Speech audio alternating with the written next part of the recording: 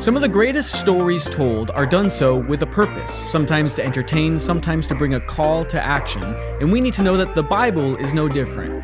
When we read this book, we should be asking ourselves, why was this written? I'm Pastor Paul Conway. I'm here with Pastor Luke Rangel, and we're here to talk all things Bible. Luke, how are you?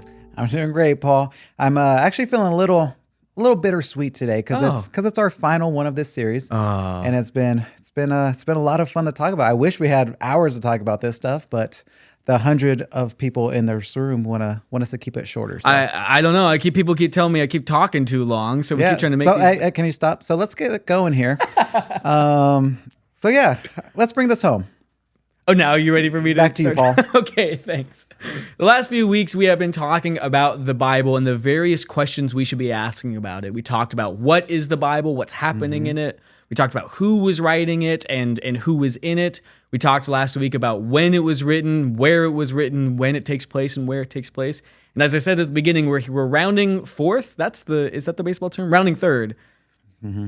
Touchdown. Yep. This week is, I think, one of the most crucial weeks to talk about, and the question we're asking this week is why? Specifically, why was the Bible written? And I think at the end, why are we reading it? As we've been having these conversations, I think we've gotten to a point where we all kind of know where this conversation is going to go, and that's because every week we ask this question, what happens in the Bible? Who is writing it? When and where? But we've been operating under this idea that the Bible is a collection of stories. And anytime you have a collection of things, you're not going to get one answer because it's a collection taken over like long periods of time. And the why is no different. And so I would sit with the fact that why was the Bible written? Well, there were many reasons why the Bible was written. And so, when we read these things, we got to be able to answer it in chunks and address the collections as collections. So like for example, Paul's epistles were written for churches. The the First and Second Kings was like more history.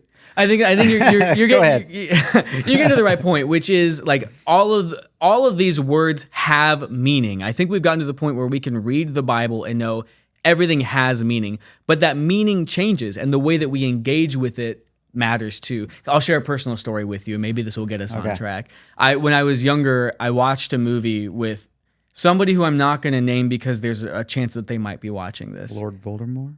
We can't name them. I was watching it with this person, and we watched this movie. It was this Will Smith movie that he did with his son, Jaden Smith. It came out in like 2013, and it was really bad. It was really bad. And I remember watching this movie and thinking, man, this movie is really bad. And the movie was like some sci-fi movie, and they're father and son, but they don't like get along super well. But at the end of the movie, they settle their differences and they like work together to do the mission or whatever. And we got out of the movie, and I just remember thinking, that was terrible. And I turned to this person and I was like, what did you think of the movie? And they said, I loved it. They said, I loved the movie. And in my mind, I'm like, why? And they said, I loved at the end that the father and son got together again, they made up their differences and loved each other. And I was like, that's your criteria for why you liked it? And because they were reading it with a certain reason of for them, especially because I know that they had a pretty tense relationship with their father, to them, they were watching this movie and thinking, well, this is my criteria for success and this is how I'm going to watch it.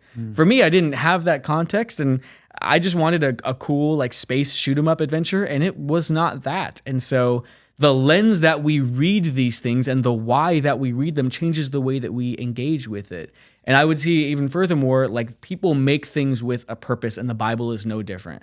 You wouldn't watch a John Wick movie and think that it's bad because there's no comedy in it. That's not why they set out to make those movies, so we shouldn't judge that by that criteria. So with that being said, why would you say some of these books or types of writings were they written?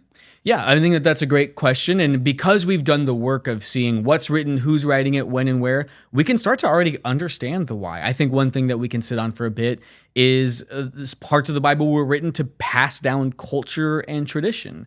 Especially the first few books of the Bible, they're passing down stories of their ancestors, of Moses, of Abraham, of Adam. These are stories that were told to pass down a culture and tradition. You had talked about them as the founding fathers.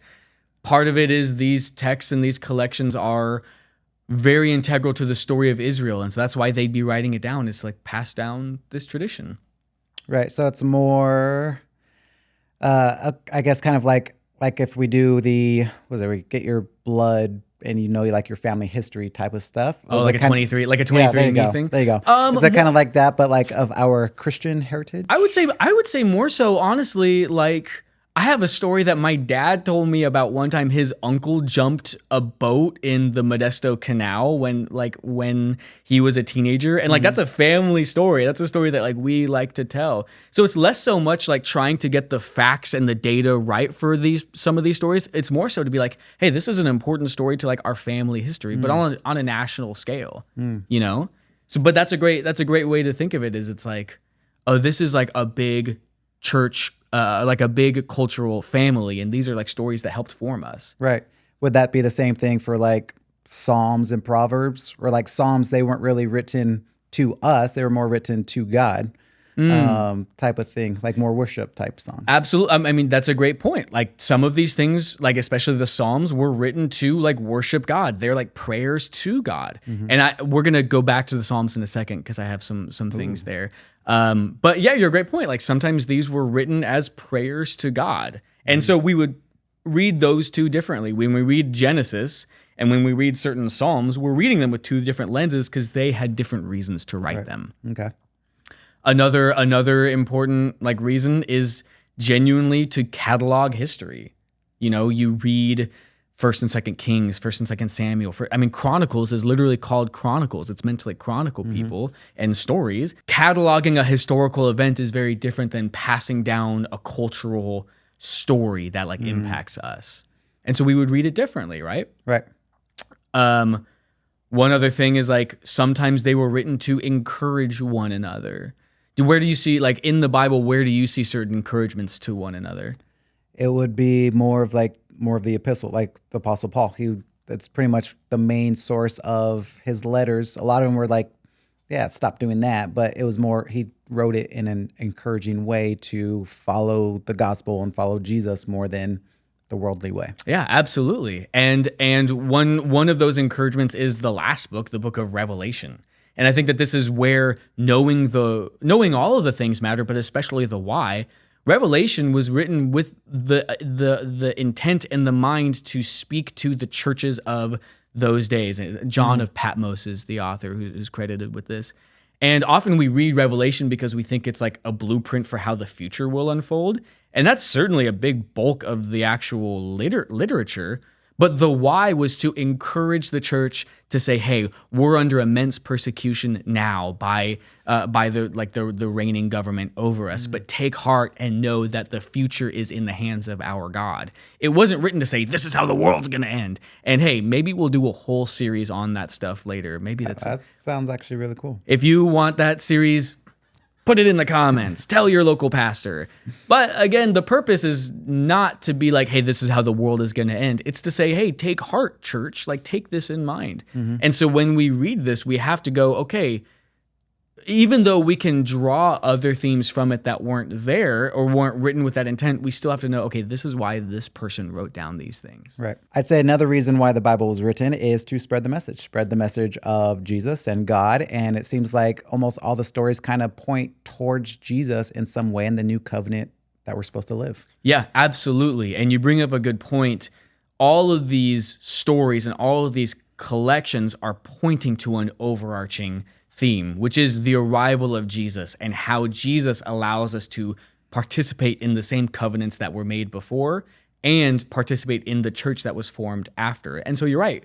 A lot of these are like simply spreading a message, spreading a story. It's to say like, this is who Jesus is and this is what he's done. And so especially the Gospels, that was why they were written. Actually, I even wrote this down to talk about. Like the book of Luke that's you. Yeah. Hey. The book of Luke opens with saying, hey, people are trying to understand these stories. With this in mind, since I myself have investigated everything, I too am writing an account for you. That's the first, that's verse 3 of chapter 1 of Luke. So he even says like, hey, I'm writing this so that you can know the story of Jesus. So that's another really good reason why they wrote it. We talked about Psalms earlier, and this is where we'll probably start to end the plane. End the plane? That's not the same. Land? Let's start landing the plane. Okay. This is something that I wanted to bring up because I think when we talk about going deeper, this is a practice that I think we need to get into, which is settling with the uneasy and settling with the difficult parts of the Bible. And to be honest, I'm addressing the audience and I'm addressing our editor, Mac, and I'm addressing other people as well, because we might want to cut this part of the video. We might not put this in or save it for something else because we're going to deal with something really heavy. And so if you're watching this, it means that we have really decided to talk about this. And if you're not watching this, we'll just scrap it. Sound good to the 100 people that are watching this? Awesome. Cool. Let's get into it. And maybe this will not see the light of day. But I want to bring this up because this is what going deeper looks like. If you have your Bibles, you can turn to Psalm 137. I've got it here. I've got it on my laptop. Let's read it out because this is really heavy. And let's know the context. This was a psalm. This was a prayer written by somebody after the destruction of Jerusalem. Remember, we talked the last few weeks about the Babylonian exile, how Jerusalem was destroyed and the Judahites were banished. So we're at a period in time where there's a lot of just deep hurt. I'm going to read this psalm to you. This is in the Bible. And again, I'm issuing a warning. This is heavy stuff. By the rivers of Babylon, we sat and wept when we remembered Zion. There on the poplars, we hung our harps. There our captors asked us for songs. Our tormentors demanded songs of joy. They said, "Sing us one of the songs of Zion." How can we sing the songs of the Lord while in a foreign land? If I forget you, Jerusalem, may my right hand forget its skill. May my tongue cling to the roof of my mouth. If I do not remember you, if I do not consider Jerusalem my highest joy. May my tongue cling to the roof of my mouth means may I start to die of thirst because I'm forgetting you. Okay, so already we're seeing this is a person who is deeply hurt, deeply scarred by the events of what's transpired, how their entire home is destroyed. But this is where things get a little heavy. Remember, Lord, what the Edomites did on the day Jerusalem fell. Tear it down, they cried. Tear it down to its foundations. Daughter Babylon, doomed to destruction. Happy is the one who repays you according to what you have done to us. Happy is the one who seizes your infants and dashes them against the rocks. And that's how the psalm ends.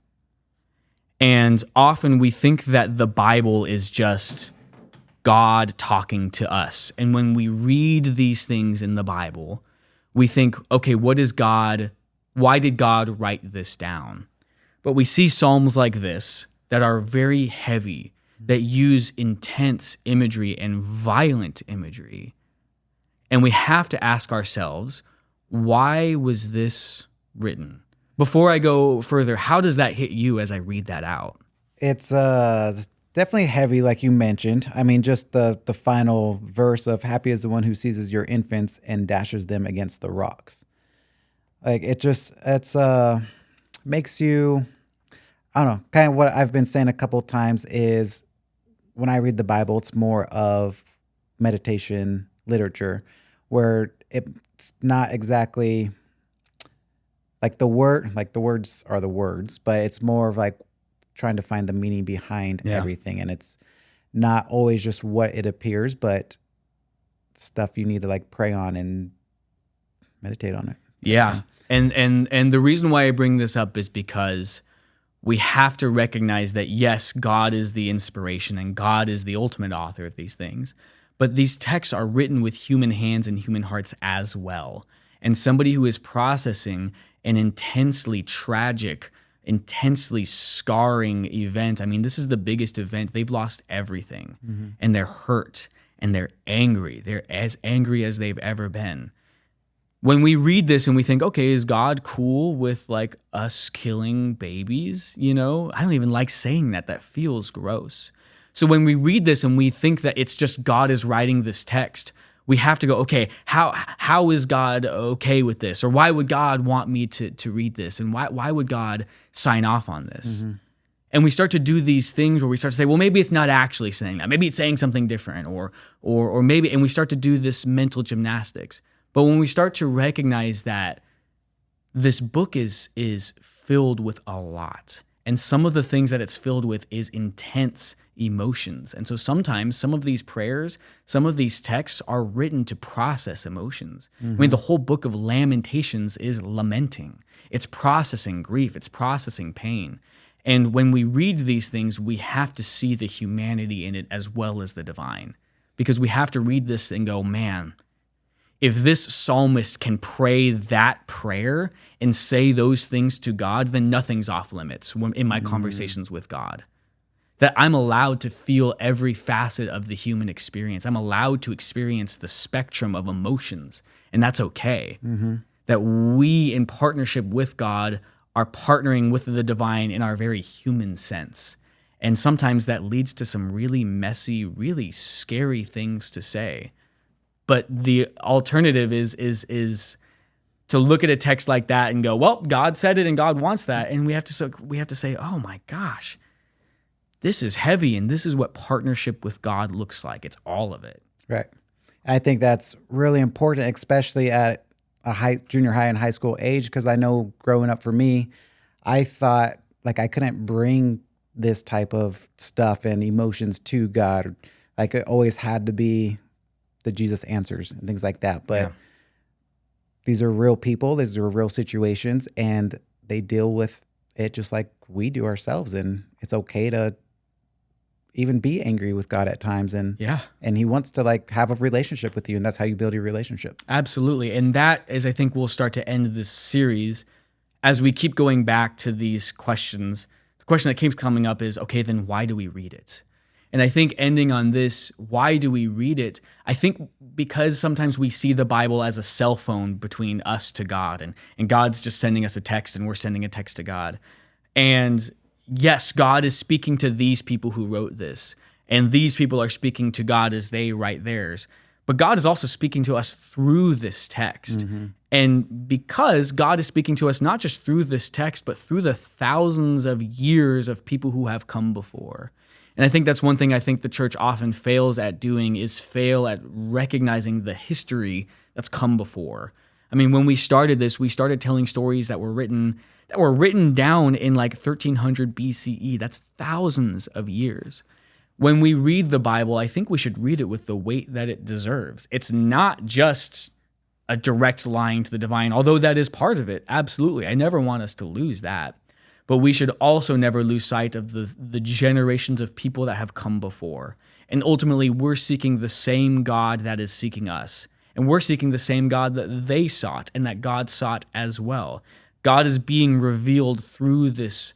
God is being revealed through this collection of stories and through these perspectives, and God is in all of it, and God is in us as well as we read them. I want to say that we covered like the entire gamut of all that there is to know about the Bible, but I don't think that we have it all, and that's not the point. The point is to give us and give you guys the framework to hold the Bible with, I think, the weight that it wants to, and to empower and equip you guys to go out into your small groups, go out into your life as you read the Bible, to see it for what it wants to be rather than what we want it to be.